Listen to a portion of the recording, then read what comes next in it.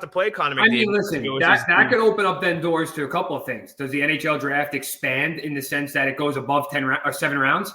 Do they go to 10 rounds? Do they go to where I'm going with this, Ruggs? And I've said this to some people, and they thought it's crazy.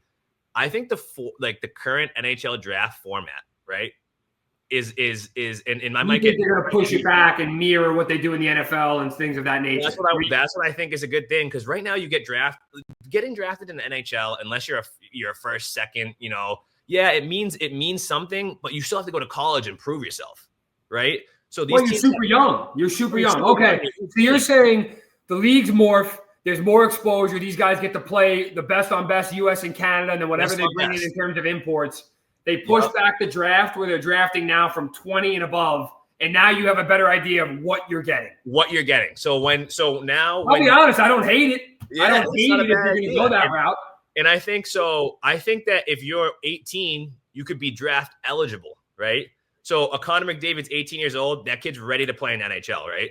It's very rare, dude, that a kid is ready to play in the NHL at 18 years old. But when that comes around, it'll be a phenomenon. So think about this, right? Connor McDavid's 18 years old, and let's just say like a kid, maybe a 96 or a 95, they pushed it back. So let's just say like maybe a Nathan McKinnon hasn't been, obviously he would have, because he was that good. But this is just for, I'm just playing here.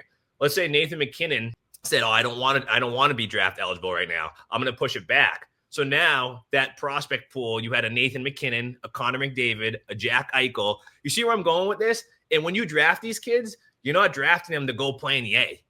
You're drafting them to join the big squad right away. So that's what I'm saying. I actually don't hate it. Yeah. I don't hate it, but it would be a shit show. I'm speaking from salt around the rim. Could you imagine, really, really say to yourself, what would it have done? I know what it would have done for me. I mean, if development-wise, if I could have went to Ottawa for 4 years, now I'm 19, 20, and then it's, hey, come play for Penn State, Providence, or whoever, or whatever school, Lake State, whatever, wherever you decide to go. Yeah. And then you get another year to 4 years of development. And then when you feel ready, bro, you could have been 21, and you could have said, I'm going to enter the NHL draft right now.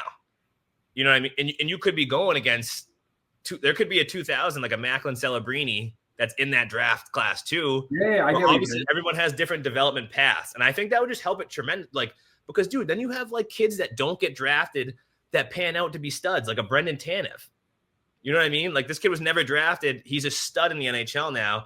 Like, let's get him drafted. Let's get him that exposure. Let's get people excited about him, while he's in college, to be like, oh, he's going to be drafted. Who's he going to go to?